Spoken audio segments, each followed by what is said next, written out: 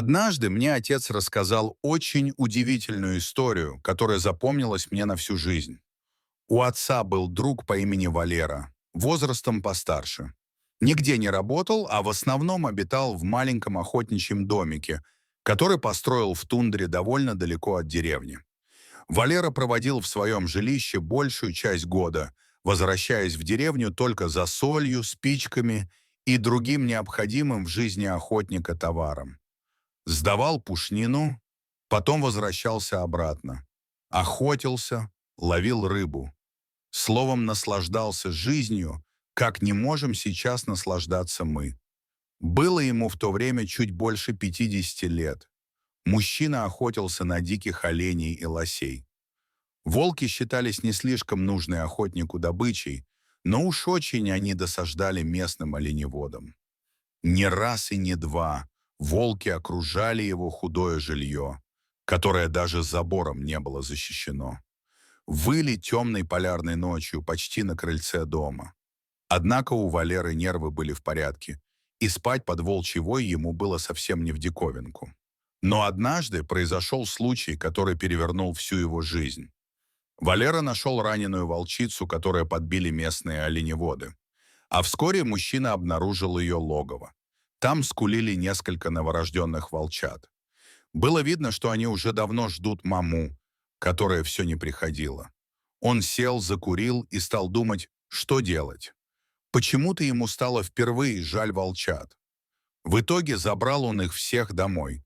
Конечно, его собаки были категорически против, выражая свое мнение громким лаем. Молодых волчат кормил, как и своих собак. Они быстро подрастали, играли друг с другом, но собак обходили стороной. Те также, уважая мнение своего хозяина, волчат не трогали. А звери со временем все чаще и чаще начали отлучаться в лес. А потом и вовсе стали редкими гостями, но все же приходили к нему даже не для того, чтобы поесть, а скорее, чтобы пообщаться. Причем приходили по одному, но охотник хорошо знал, кто из троих наведался к нему. Общение всегда было на расстоянии. Собаки не подпускали подросших волчат близко.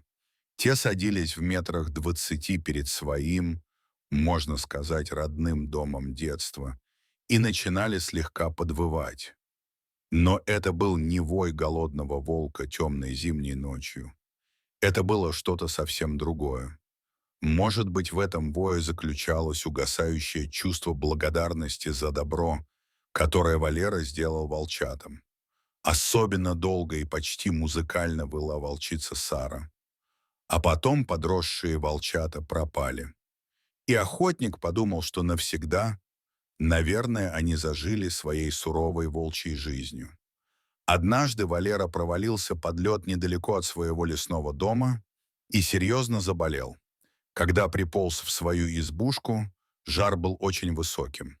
Он разделся, натерся медвежьим жиром и лег в постель.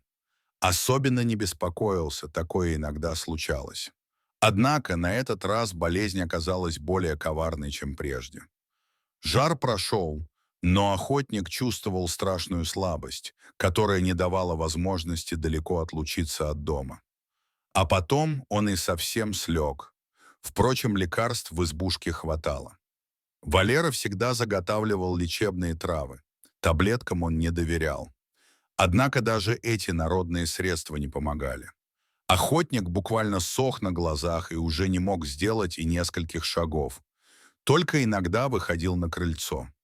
Но самое плохое во всей этой ситуации было то, что заканчивались запасы еды. Добраться до поселка Валера уже не мог.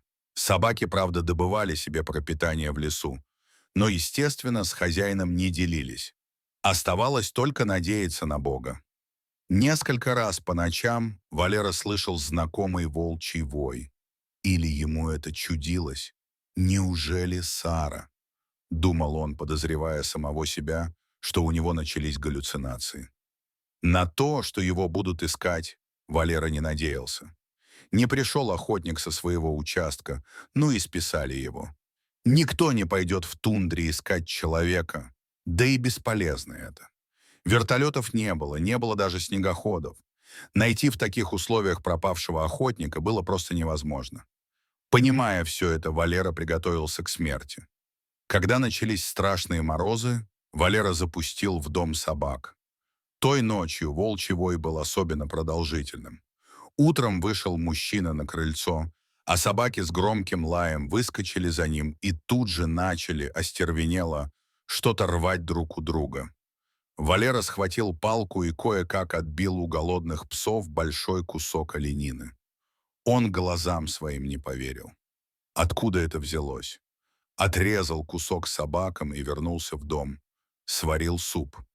Подкрепившись, он опять вышел из дома. Подошел к тому месту, где нашел мясо, а точнее часть дикого оленя со шкурой и шерстью. И среди следов, боровшихся друг с другом собак, нашел волчьи следы. Причем волк подходил к этому месту спокойно, словно его никто не тревожил. И тут Валера окончательно решил, что свихнулся. Но, вспомнив, как ночью подвывала, словно вызывала его на крыльцо волчица Сара, все понял. Понял, но не поверил сам себе. Волчица принесла ему еду. Да такого не может быть.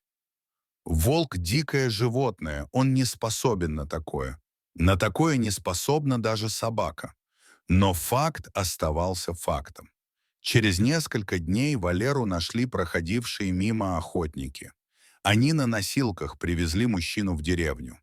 И с тех пор Валера никогда не стрелял в волков.